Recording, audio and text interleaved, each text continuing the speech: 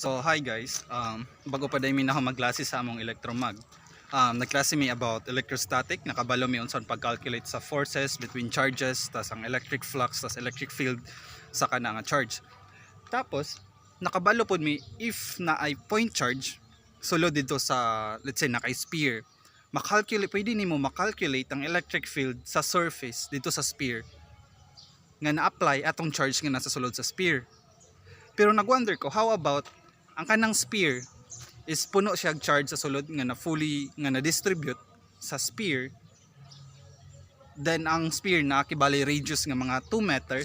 Tas how about ang imong kuhaan og electric field is dili katong 2 meter away from the center, kun dili mga 1.5 meter lang. So pasabot na lang gyapon sa sulod sa sphere. So pila kay electric field? I-solve na to. Let's go. So pinakauna, mangita sa tag pwede kasolban.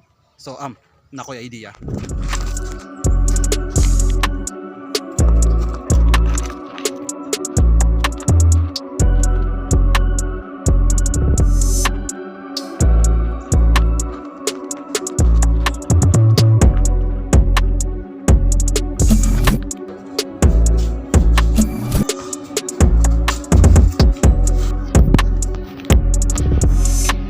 This is our problem.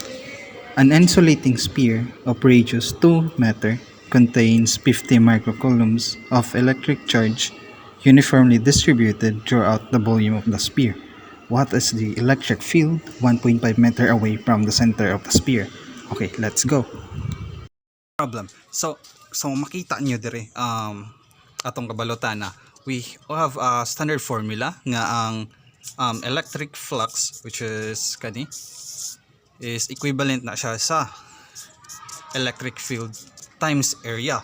But for sphere, kung sa sphere na siya, we have kaning electric field, we have swat sa nato ning electric flux. Ang electric field is equivalent na siya sa total charge enclosed divided by 4 pi epsilon theta, or we call that permittivity of free space, then times r square. And then we do have this one, which is the area is equivalent to 4 pi. Wait, that is a small r because that is a sphere na siya. So small r atong gamiton, 4 pi r square. Kung makita niyo, cancel out ning 4 pi r square kaning r square, is ang mabilin lang is ang charge enclosed divided by epsilon naught.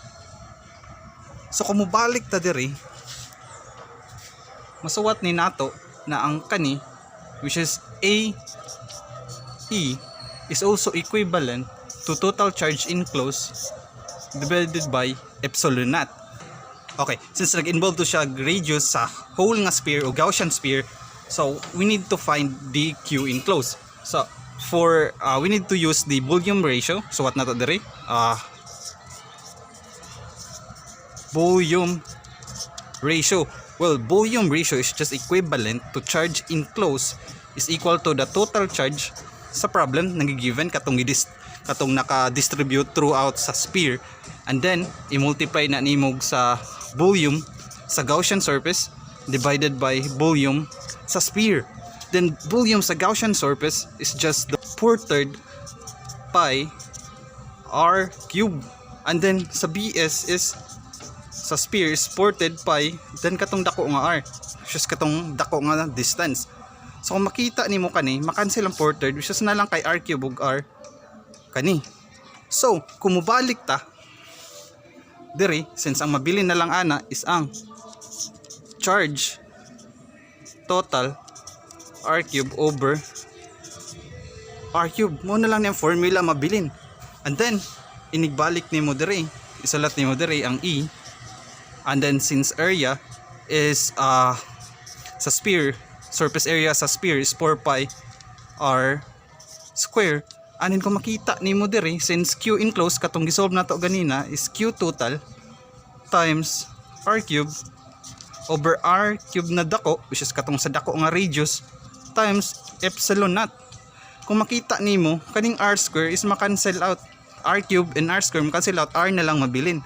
So ang E makaderive na tag formula sa electric field intensity, which is just equivalent to the Q total over divide nato sa 4 pi, butang nato diri, so natay 4 pi epsilon naught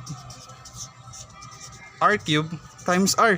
So kung makita ninyo, Q over 4 pi epsilon naught is equivalent to K, and K is equal to 8.99 times 10 raised to the power of 9.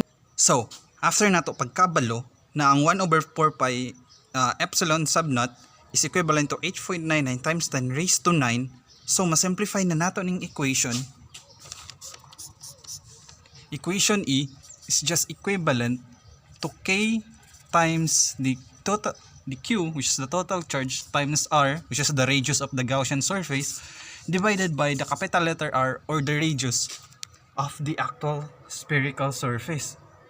So we can have the final answer of the electric field intensity at 1.5 meter away from the origin of the sphere, as we have K 8.99 times 10 raised to the power of 9 times the charge, which is 50 microcoulomb, and times the R 1.5 divided by the capital letter R, this is cube, okay, sorry, 2 cube, and all of that is equivalent. We have E, all of this is equivalent sa 84,375 Newton per coulomb. So inana ka intense ang electric field sa 1.5 meter away sa origin. 84,375 Newton per coulomb.